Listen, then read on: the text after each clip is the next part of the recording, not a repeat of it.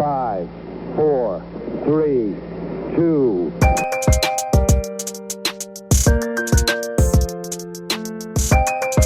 Tier 1 performance.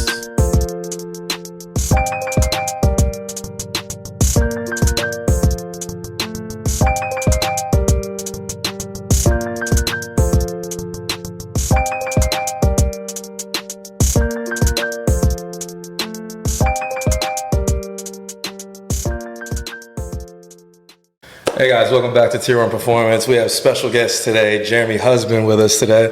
Glad you could join us. Jeremy, I know you, but for those of us that don't, like our podcast members and the people that are watching all around, go ahead and tell us about yourself, where you're from, how'd you get into baseball, and go ahead and go through your career. Cool. First of all, thanks for having me. Absolutely. It's a pleasure being here.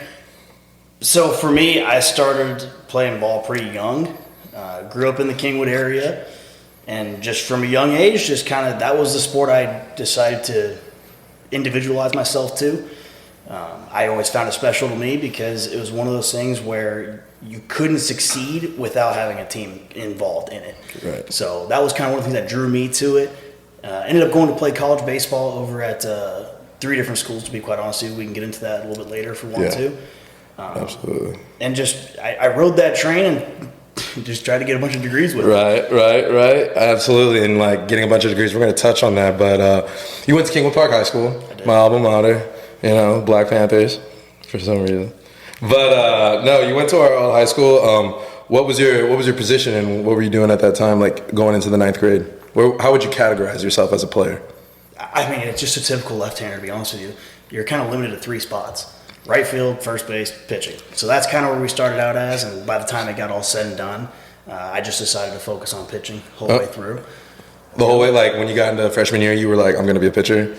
Right after freshman year, I was like, all right, we're just going to stick to pitching. Right. May as well specialize. It's rare to be a utility guy in college. If you do, good for you. Were you always in love with pitching, or how did you, did you just like, I like baseball so much, I just know that I would thrive the best at this role?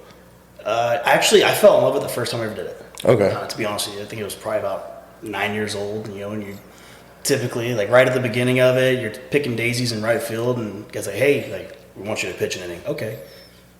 From there, I fell in love because immediately to me, like, I'm involved in every bit of it. Okay. So that kept me engaged because I've always struggled with, staying engaged in conversation, staying engaged with anything given to me schoolwork-wise. Yeah. So as soon as that happened, it immediately kind of put almost like some form of like blanket over me. We're like, hey, this is now something that you're involved with. Every pitch, it starts and stops with you. Now it's your obsession. Yeah. Yeah, I mean, because POs, pitchers, when you're on the mound, like the game, the momentum of it, the speed of the game, that's completely under your control. Like you determine the pace, you determine who goes when, like what, like you can control every aspect if you want it. Aside from the catcher.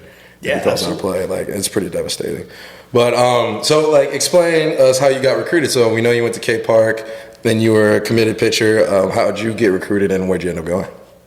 Basically, all the work that happened for that stuff was done in the summers and also kind of in the fall. I worked with a individual named Andrew Riddick. Mm-hmm. He was instrumental in me getting recruited out of high school, and he really pushed my name, especially in the Midwest. Is he a recruiting agent? He used to be a travel coach in the Kingwood, New Caney, Port area. Yeah. Honestly, I wish I knew what he was up to nowadays, but unfortunately, I do not. So you played travel ball for him? I did. What was the name of the team? Sons of Thunder. Sons of Thunder. Yeah. That's interesting. Awesome. One of my absolute best friends. That's where I met him. We ended up going to the same college, and like that's my ride or die basically. And he was a catcher. What school? Northeastern. Northeastern. All right. Did you like it up there? It was fun. It was a lot of fun. It was a typical small town in Oklahoma, but it was really, really good competition. JUCO, right? No, D2. D2. Yeah. Northeastern D2 school. That is pretty good. Northeastern State. Northeastern State. It was a green river hog. Just like imagine in the middle of nowhere, you just imagine that. What the hell? You just packed it up and just booked it out there, dude. 9.5 hours away, just packed up, gone. See you later, mother. talk to you in a semester. Yeah, you're just like, yeah, okay, like sick, this is it. And Yeah. you kept going. How long were you there for? I was there 2 years after that, and I still talk to this coach to this day. Him and I are still pretty well connected. He's the head coach over at Queens, and he's doing good stuff there. But him and I, we just kind of agreed that like, hey, I was really big into plyos and bands and medicine ball work and stuff like that, and he kind of had a different way of doing it, more long toss based. Old school mindset? Yeah, and ironically, he came around to it, and I'm very glad he did, and he's become a huge advocate for it now.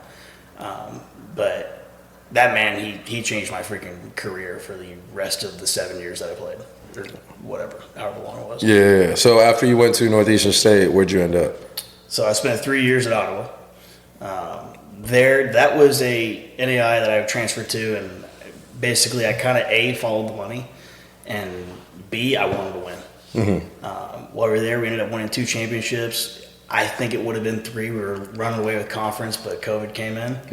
So I guess we'll never know. Right. But I like to think we were going to win that one. For sure, the dream is still alive. Yeah, you can't tell me we weren't going to. We were at the top. Yeah. But that was a really fun experience that I had up there, and that was just the only way I can describe an NAI is like a 4-year JUCO.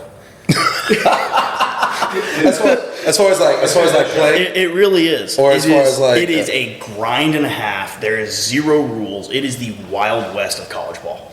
Yeah, like it's actually, there was everyone's always juicing, everyone's doing something. It was just every freaking D1 kickback and D2 kickback or that you could imagine, and even then they don't have as strict rules. Like there's guys that they played professional baseball, they could go back and play. NAIA. Yeah. Wow. And to a certain extent, like obviously, you can't play at 40 years old, but you got out of military, you could go play. We did have a guy. Yeah, I had a guy. It was wild. Yeah, I had a guy that came out of the military. Gosh dang it, I forget his name, but I played with him. I played with him in the Mink League in St. Joseph for summer ball, That's and he a was fun like, place. he was no joke, 25 years old. 25 years old, going in as like a sophomore to Coastal Carolina because he was in the military. Dude, Mink League baseball. Yeah, he was a lefty is through like wild. mid 80s. I was like, I don't even know if he went. That dude was so unhinged, but like, he was one of the funniest guys I've ever met. But like, Mink League's wild, dude. yeah, like it was nuts. St. Joseph specifically, I mean, they averaged 1,600 a night, consistent.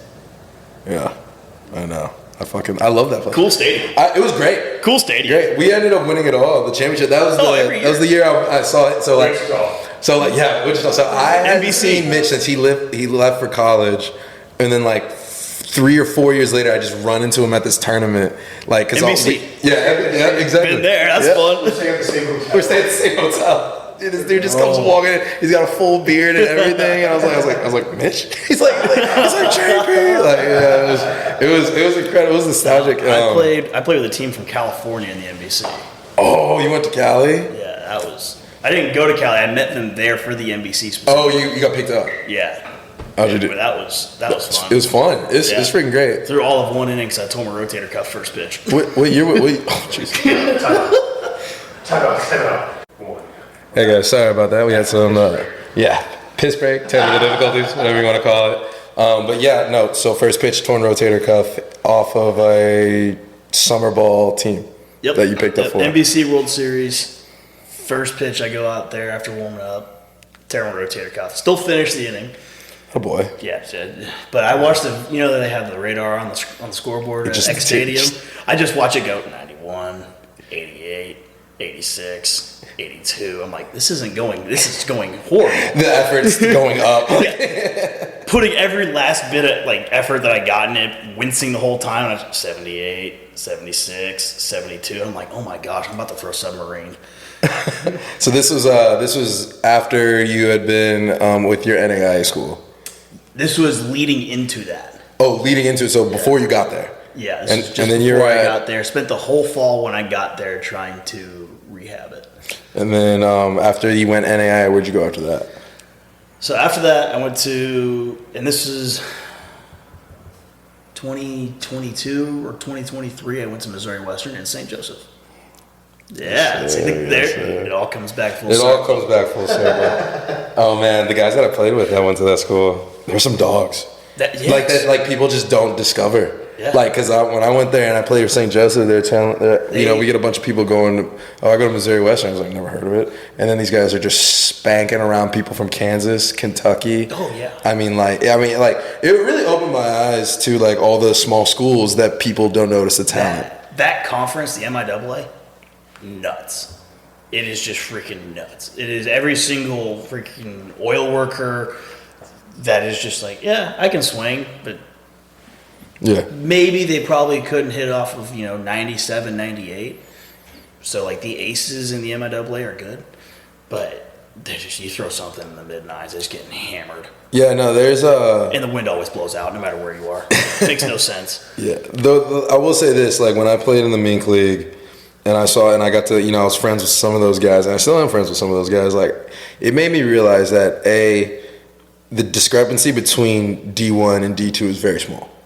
Like, as far as, like, I would dare say just a little bit more talented people, or in some cases, depending on what team you are for D1, are very talented people are there. But, like, there's D2 guys that can easily just replace some starters on D1, like, at any point. And then I also recognized that I was like, man, just you may be good enough, but like that may not be like good enough for them to come out here and see you. Because like, if you got some guys that go to those Midwest, you could find some diamonds in the rough. Oh, always. Like, incredible amount. Baseball in Kansas City is getting awesome. It's actually really cool. Yeah. But I'll even kind of touch on this with you. The biggest difference I've seen, and this actually includes NAI, which is weird of me to say, but depth.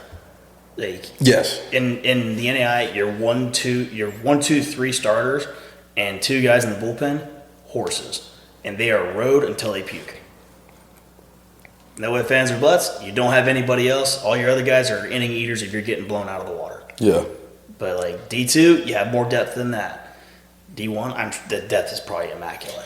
Yeah, I mean, no, you would think, but like, well, I guess, yeah, major D1s, yes, the depth, like you can go deep into the playoffs with your Friday, Saturday, Sunday, Tuesday, Wednesday guy, and then you probably have a Thursday reliever that could probably come in and shove, right? And then you also got your closer. That's a big D1. Like mid-major D1, you got 3 solid starters. Like your first one might be an All-American, your Friday might be an All-American, your Saturday guy, upcoming, gonna be a star. Like he's right behind your Friday, and then your Sunday drops off a little bit, but still strong enough for you to go in and do a sweep on some team that's not as good as y'all. But like your weekday, like shaky. Yeah. Your other weekday also shaky. Honestly, probably your weekday, but like you got 2 solid relievers and you still got a semi-decent closer. Mm-hmm. Like I would say for mid-majors, I feel like that's accurate because like a lot of mid-majors get beaten out not on Friday and Saturday, but they get beat out on Sunday. Yeah. Like like in the tournament. So yeah, depth is like even it's even separated even at the D1 level. But I can only imagine the D2. So our ace at Ottawa, this dude he was a transfer from Lake Erie. Oh shit. Yeah, D2 up in Michigan. Didn't know they had those up there. But he comes down and I'm like, I don't know who this guy is. He's a pretty tall guy. He's not like overly fit or anything. First pitch he throws at 97. I'm like, okay. Yeah. Let's go. He's now with the Brewers. Freaking love this kid to death. Yeah. He's awesome. He's a ride or die guy. He's from Amarillo, Texas. He's exactly what you'd expect. Well, he's from Amarillo, Texas, went to all the way up to Michigan. Yep. And then came back down. The dude's been all over the place. Yes, he has.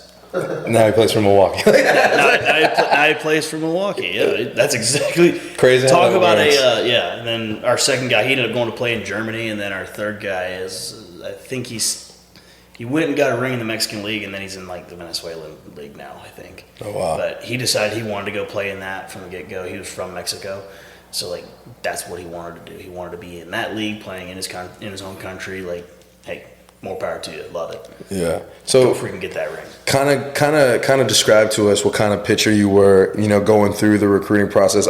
Starting from high school. So like, your senior year, you threw this amount of miles per hour. These were your pitches, and then like over the summer, how did you develop? And that led me to getting an opportunity with this because I was good enough to go to this school.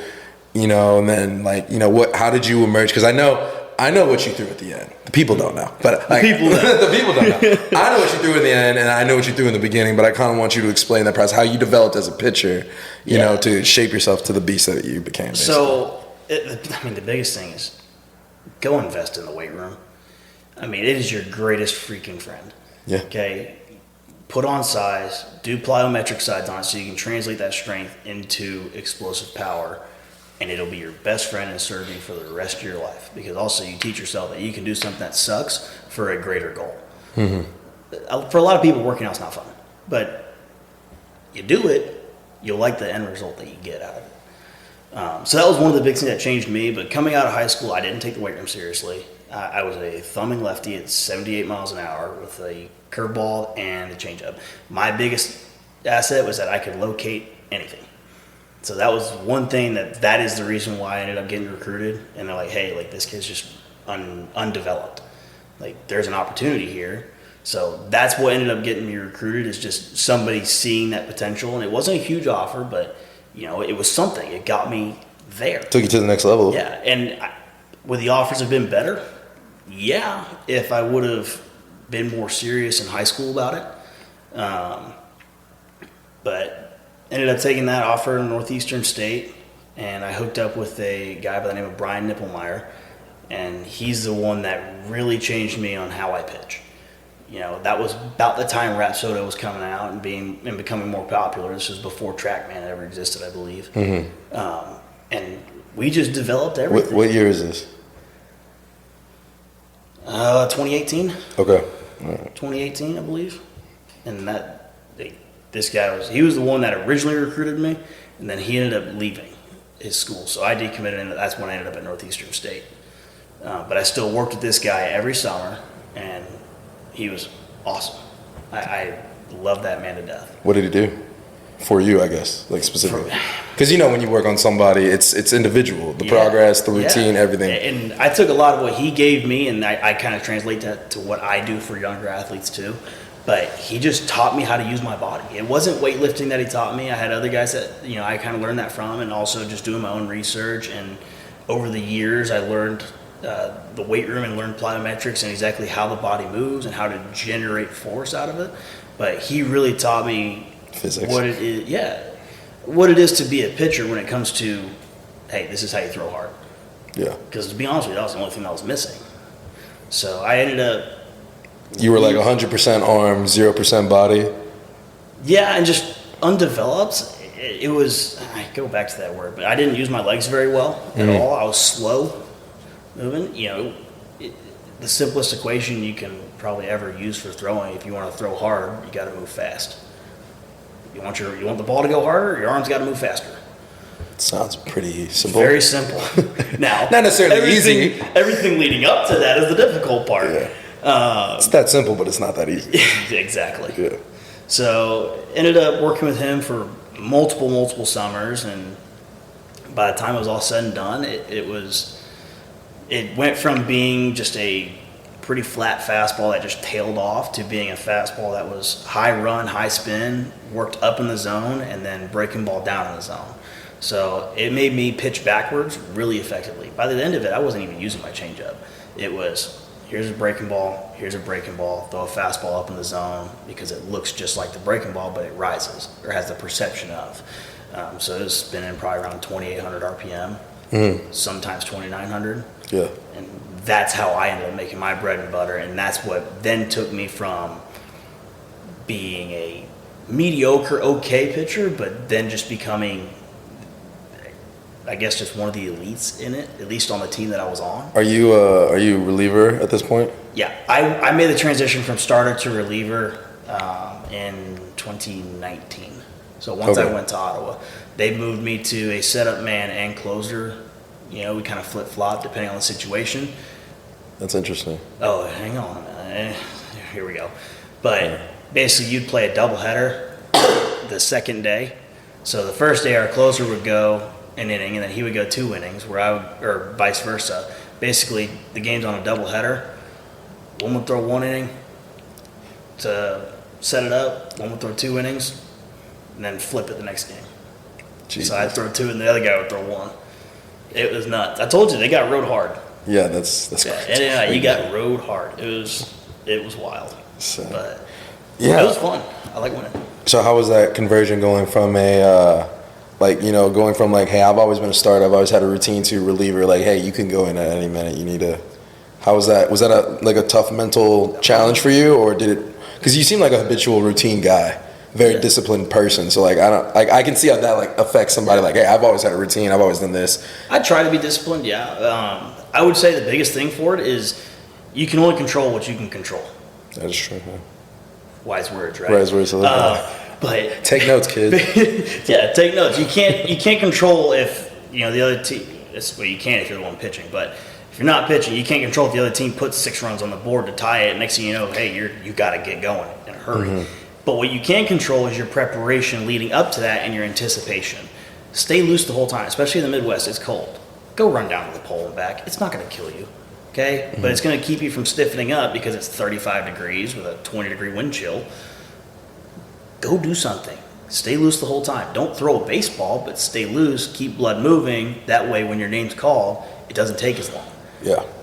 And your coach, assuming he's a good coach, he's going to buy you time, okay? He's going to, hobble his way to the mound, pretend like he's stiff or Please whatever. know he said a good coach. Like, a good coach will do that. There's not a lot of good coaches. They will trip, fall, tie their shoe, tell the pitcher to start arguing with them, something. Yeah. Pull the right fielder over. Get ejected. Yeah, I've had that happen. It was awesome. Dude. Nothing will that get you more coach amped will go up. For it. That's the coach that will just go to war for you. But just understanding the situation and having a self-awareness and just the ability to recognize situations, that's the biggest change you have to make. Mm-hmm. So you can have your long routine, but hey, you may want to start getting ready in the 3rd inning in preparation, at least getting your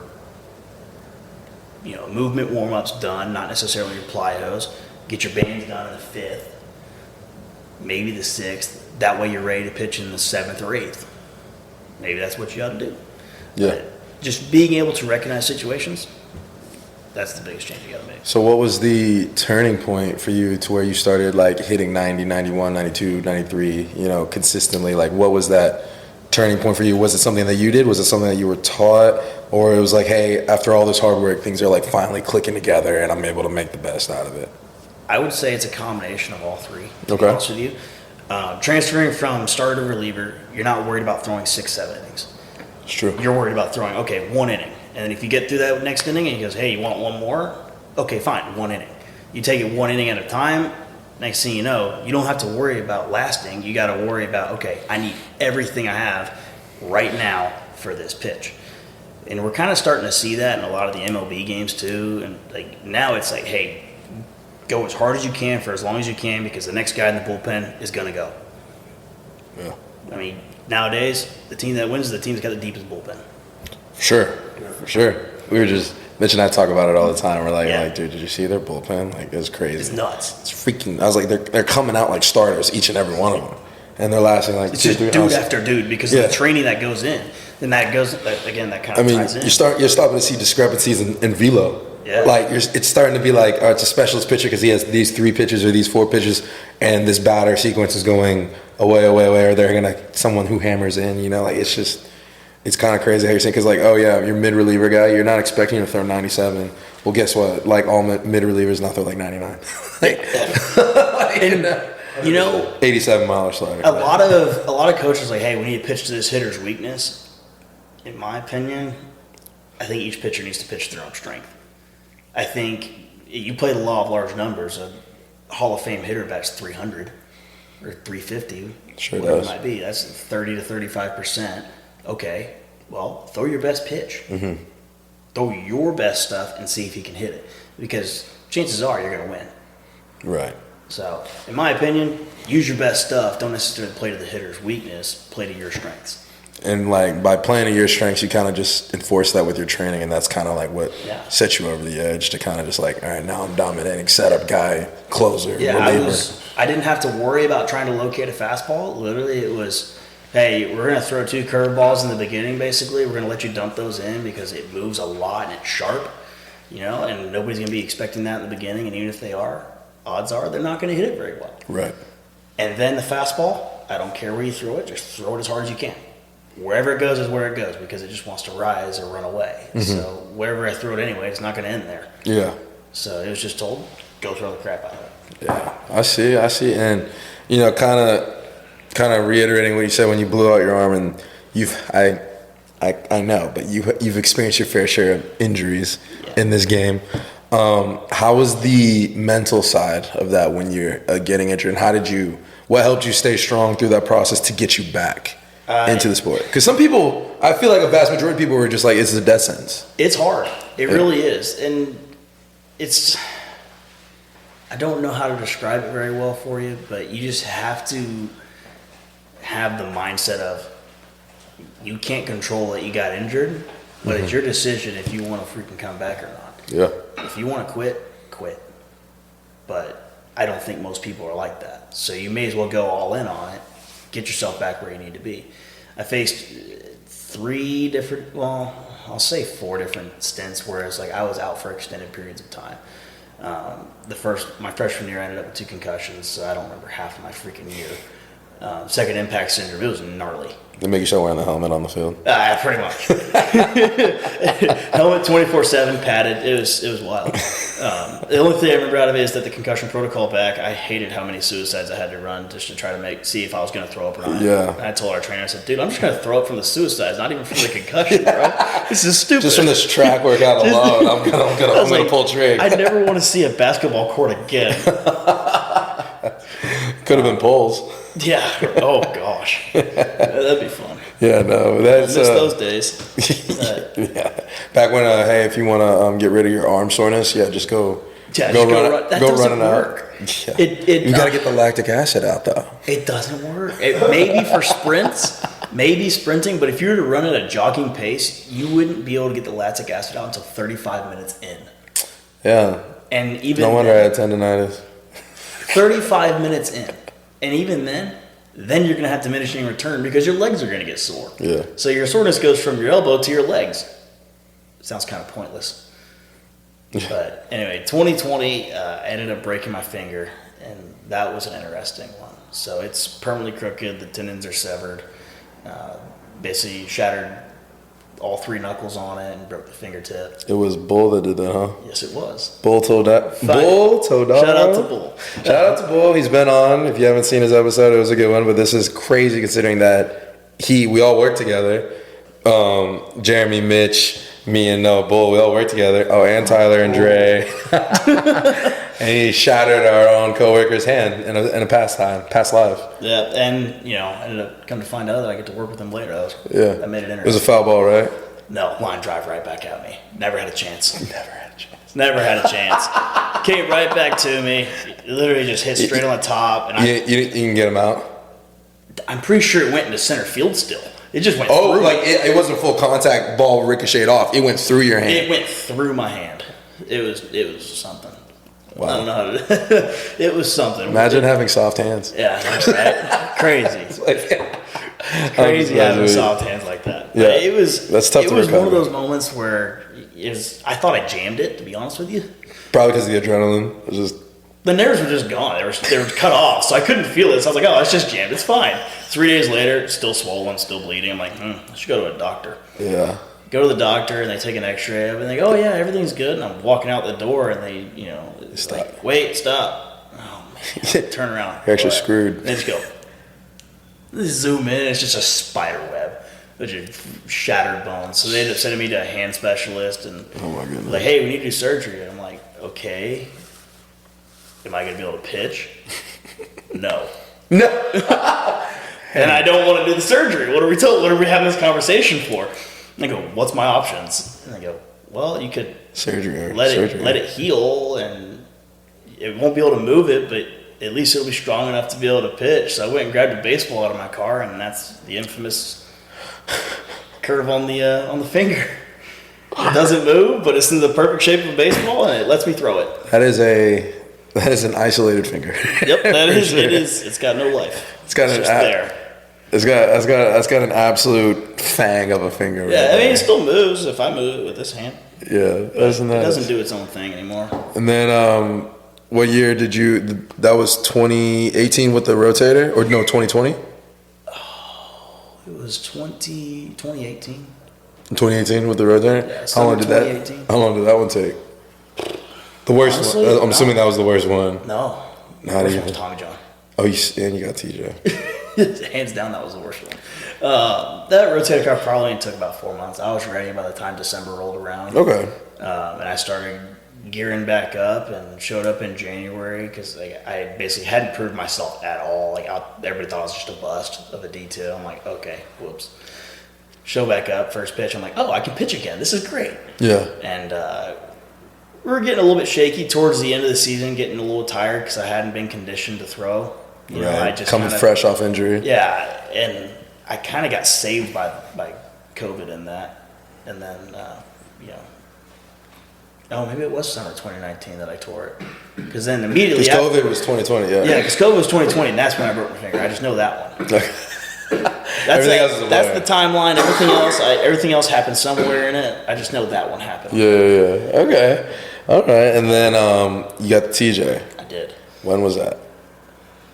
I got the surgery February 8th of 2022. Okay. And how was fighting that back? I mean, It that's was 2023. 2023, sorry. okay. I tore it November of 2022. Got surgery in 23. Yeah, I didn't notice. I'll be honest with you. Really? I've never torn a UCL before. I didn't know what to expect. What's it supposed to feel like? I don't know. Everybody says, "Oh, you feel a pop." I thought I hit my funny bone. Still shoving it? I was still throwing 83, 84, learning a cutter. I'm like, okay, I'm just completely missing the strike zone because I'm trying to learn a cutter. It'll be fine. Nope, wasn't that. Yeah. I was throwing plyos beforehand, and this is No pain. strictly velocity. Oh, it hurt, but I thought it was tendonitis. You know, and you can throw through tendonitis. Oh, I'm just being soft. I'm just being weak. That's exactly what it waking was. up though, just shredding it. It was literally the first week of a velocity segment for Missouri Western, and just like maybe 10 throws in, there's like just a thud in my arm. I'm like, huh, that was weird. And I just kept going back to what I was doing. literally, we had legitimate pull downs later that day. Went and did them. It's like 98 mile an hour pull downs. I'm like, that's kind of soft of me. Jeez. With all of these, now that we have your full medical history, Full disclosure. by the way, for those of you watching, you cannot discuss this outside of this podcast. Yeah, but HIPAA was- violation. But it was funny. Yeah, how was do you think like if you would have known about certain preventative maintenance measures, like you could have prevented a lot of these injuries? Obviously, with the exception of bull, that's terrible. Right, wrong place, wrong time. But like for the most of your arm injuries, do you think it was preventable, or do you think like no, I was going so hard, I pushed my body's limits? For starters, as far as the bull thing is concerned, don't throw it down the middle. Yeah. Doesn't matter who's standing in the box, don't do it. As far as everything Good words else to live goes, by as a former hitter. Yeah, don't throw it down the middle. So kind of earned that one. Yeah, last thing I want to do is As send far it. as everything else goes, I would say like I did it wrong for a long time. You know, I just tried to go really hard and didn't take the right proper assessment for recovery. And I tell every lesson I ever give, like, I've done it right and I've done it wrong. I'm beat up because I did it wrong. Mm-hmm. So for me, like, yeah, I should have done the recovery aspect better Yeah, and now in the very beginning as far as preventative maintenance. Yeah. Now, to a certain extent, a lot of it's unpreventable. If they had a cure for Tommy John, do you think 2/3 of the MLB would be getting it? no, probably not. I mean, it's not natural motion, but yeah. Yeah, it's unnatural motion, and on top of that, everyone's in a pursuit of 100 mile an hour fastballs. The body's not naturally supposed to throw over like 80 or 85, something like that. Once you get above that, it becomes a hazard. So it's until they figure out how to fix it, or you can't limit it. Like, it's just going to be a part of it. So I would say there's a lot that can be prevented, but you also can't be surprised if it happens, because if fair. you're not pushing yourself to your absolute limits, the guy next to you is, because he wants your spot. And now, with all that knowledge that you've gained and all the experience that you've gained, you now coach at DBAT. D-Bat Humble here on 1960 with the rest of us. Like, how is that? How has that impacted your life now that, you know, like the ride's over, the journey's over? How do you feel teaching these young kids, you know, all the things that you've learned? Honestly, I'm having a blast with it. Mm-hmm. You know, for me, I got to play it for so long. I mean, I don't know a lot of people that are able to be grateful. I'm grateful that I got 7 years in college. It's a lot more than most people. That's a lot more than most. Live the dream. You know? Ended up with like 3 degrees. I got 4. 4? Yeah, sick brag. Some of us are in debt for 1, but you know, it's cool. But you know, it was one of those things that I was grateful to get those 7 years, even though some of it was spent under injury. But it's 7 of the best years that I've had in my entire. You lasted longer than me and Mitch's career, which is nice. Like, I mean, more than 2% of the people of the U.S. that play baseball. I had the recruiting class, like 2 classes below me, finish their eligibility before I got done. Yeah. I'm like, oh. Feeling old, huh? Feeling like the dad of the team. Feeling a little old today. But, I want to be able to give back what I was given. You know, I can only hope and pray that I can give somebody the same experience that I was granted. Yeah. You know, and that it takes a village. I know you've heard that a bunch, but like, you have to have a supporting cast around you, whether it be coaches, family, whatever it may be. You have to have a supporting cast around you. So my goal is to try to be that supporting cast to them, and to just try to pass on as much knowledge I've been afforded to them, whether that be for hitting, whether that be for pitching, or strength and conditioning. Like, I want to be able to pass that along to them. No, yeah, and that's a good cause, because that's honestly the same way that Mitch and I even started doing this for Tier 1 Performance was, you know, if we would have had mentors like what me, you, and Mitch are like right now, like, God knows where we would have went. Yeah. Like, God knows where we would have been, like, you know, like, and I think, you know, it's our way of giving back, you know, because Mitch and I don't do this full-time, we do it part-time, because we still have like our regular 9-to-5 jobs, but like, you know, us giving back and us providing, like, you know, the guidance that we had, that we wish we would have had, is kind of like what makes it all worth it for us. And one last thing, for you know, any of those all the kids out there watching and listening, like, what's your one bit of advice for them in baseball? Let's say like age range going from like anywhere from before high school. Make sure you love it. Yeah, that's good. Honestly, that's good. Please, you have to love it. You have to love it to see more success. Make sure you love it, because it makes everything worth it.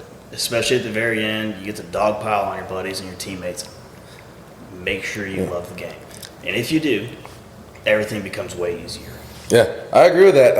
I used to go to practice, and like, it's the only thing I was looking forward to that day was going to practice, playing baseball. Like, with my buddies, with my teammates. I mean, yeah, and I can fully say I love baseball to the fullest of my ability. But Jeremy, appreciate you having on. That's all the time we have. We're definitely gonna have you on, because we didn't even talk about half the crap I wanted to talk about. Like, honestly, we could go for like 3 freaking hours. But Joe Rogan does it. Yeah. When we start pulling in Joe Rogan numbers, I'll be easily going toe to toe with him. But till that day, appreciate you coming on. Can't wait to have you on again, man. Thank you. No, absolutely. See ya. 4, 3, 2.